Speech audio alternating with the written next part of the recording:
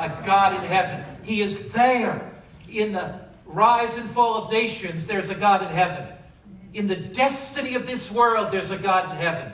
When down seems up and up seems down, when your life is falling apart, there is still a God in heaven. And not only does he have the future of this world in his hands, he has your future in his hands. Amen. But there is a God in heaven who reveals secrets. And he has made known to the king Nebuchadnezzar what shall be in the what days? The latter days. This dream is anchored in Nebuchadnezzar's time.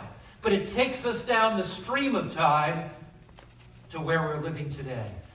Past history testifies to the accuracy and the reliability of prophecy in this generation. So Daniel says to the king, Daniel 2, verse 31, "You, O king, were watching, and behold, you saw a great image. If I were the king, I'd say, that's it, Daniel, that's exactly what I saw.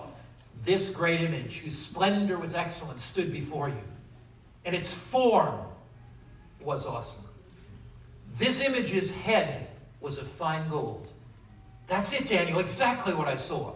Its chest and arms of silver, its belly and thighs of bronze, its legs of iron, its feet part of iron and clay.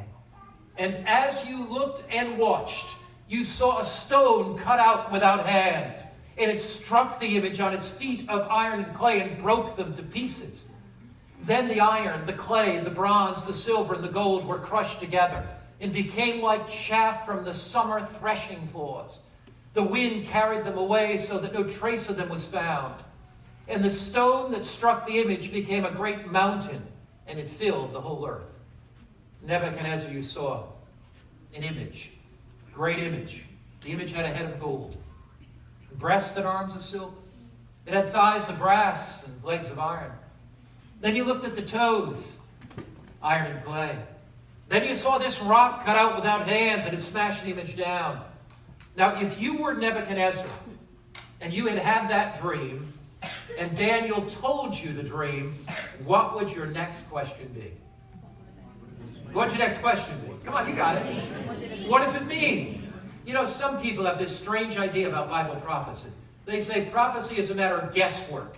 Well, we just all kind of guess. It's a matter of private, your individual interpretation. You got your way and I got my way. Wait a minute. Who gave this prophecy? God gave the dream. If God gave the dream, don't you think that God would give the interpretation? Yes. So Daniel says to King Nebuchadnezzar, now this is the dream, and we, who's the we? God and Daniel, will tell the interpretation of it before the king. So the God that gives the prophetic revelation, that same God gives the interpretation of that dream. You, O king, are a king of kings. You are this head of gold. So Daniel looks in the eyes of Nebuchadnezzar and says, you are the head of gold. Now you can imagine Nebuchadnezzar would have wanted the whole image to be gold. And then Daniel says, after you, there would come another metal, silver. Now gold is a very fitting symbol of Babylon. Babylon ruled the world from 605 to 539 BC. Gold was lavishly used throughout the empire of Babylon. For example, in the temple of Bel-Marduk was the chief god. Babylon had 13 gods, and Bel-Marduk was the chief god of Babylon, but that was overlaid with gold.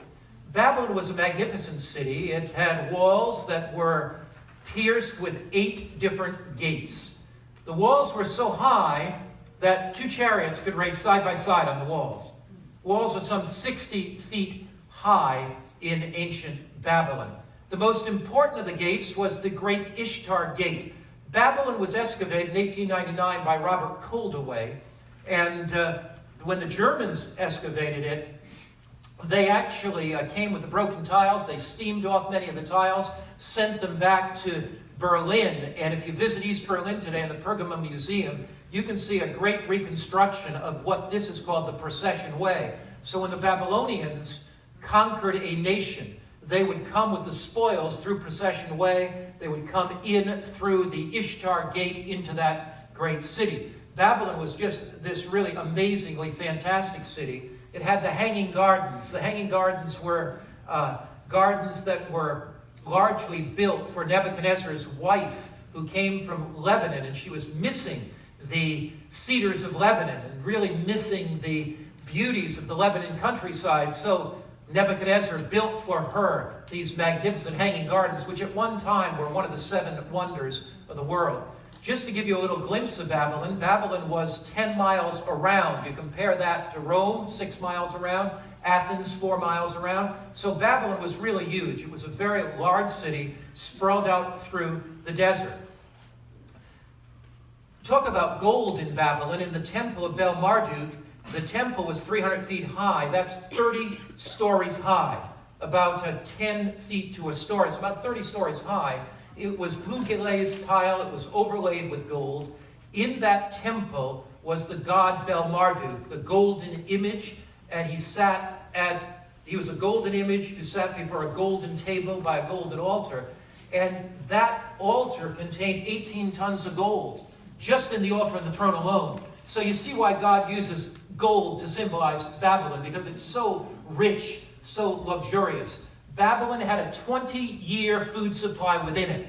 And history tells us when the Babylonians were surrounded by the Medes and the Persians, that the Babylonian soldiers came up on the walls and they had so much food in the city that they threw peanut butter sandwiches. No.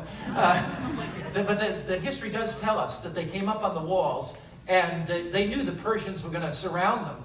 And they taunted the Persians. They said, "You think you're going to starve us out? Here's some food." And they began throwing food out because they had a constant water supply with the river Euphrates, and they had this 20-year food supply as well. They had water, they had food, and so they were pretty secure. Walls some 60 feet high, no way in. Here are the ruins of Babylon. There's just an ancient sign that says, "Welcome to Babylon." Remember I told you about that billboard that the American Army took pictures of? Here it is right here. It's the Saddam billboard with Nebuchadnezzar that's there. Now, Nebuchadnezzar was really an egotistical maniac. How do we know that? Because every brick has Nebuchadnezzar's name stamped on it. Every single brick, thousands and thousands of bricks. Nebuchadnezzar, Nebuchadnezzar. He must have had just a brick stamp. Nebuchadnezzar, wouldn't that be boring? Nebuchadnezzar 1, Nebuchadnezzar 2, you know, I mean, all day. So he has this. But here's what Saddam says. This is a very unusual picture. You're not going to see a picture like this very much, because this is Nebuchadnezzar's wall. This is Saddam's wall. So Saddam is rebuilding the city because he's the new Nebuchadnezzar. Nebuchadnezzar stamps his name on every brick. Saddam stamps his name on every brick. So you see, the idea is rebuild Babylon. The idea is that Babylon will dominate the world. The idea of Nebuchadnezzar is, yeah, God says the head is of gold, then another empire will follow me. But no, I don't believe that. The whole image will be of gold. Here's what Nebuchadnezzar says in Daniel 4, verse 30. He says, "Is not this great Babylon that I have built for a royal dwelling by my mighty power in the honor of my majesty?" In other words, Nebuchadnezzar is saying, my kingdom's going to last forever. The archaeologists have uncovered a cuneiform. That's like writing on a clay tablet, and it's attributed to Nebuchadnezzar. And we know it comes from Nebuchadnezzar. We date it back to that day. And here's what it says. "O Babylon, the delight of mine eyes, the excellency of the kingdoms, may it last forever." So Nebuchadnezzar's desire was that Babylon would last forever. But God made a prophecy. Jeremiah 51, verse 37. "Babylon will be a heap of ruins, a taunt of jackals, an object of horror and scorn, a place where nobody lives. All you need to do is rebuild Babylon and prove the prophecy wrong." But for 2,500 years, this prophecy has been accurate. Babylon today is a dustbin of ruins.